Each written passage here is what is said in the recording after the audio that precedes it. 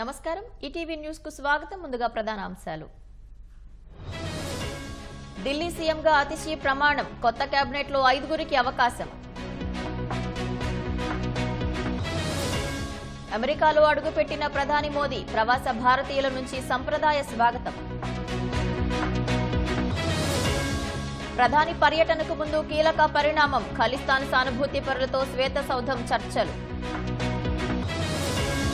జమ్మూ కశ్మీర్ సరిహద్దుల్లో ప్రశాంతత మోదీని చూసి పాక్ భయపడుతోందన్న అమిత్ షా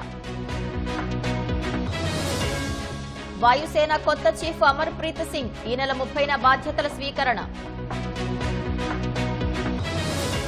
హెజ్బొల్లా పేసర్ల కేసులో కేరళ వాసి పేరు ఎలక్ట్రానిక్ పరికరాలు సరఫరా చేసినట్లు ప్రచారం శ్రీలంక అధ్యక్ష ఎన్నికల పోలింగ్ ప్రశాంతం కొనసాగుతున్న ఓట్ల లెక్కింపు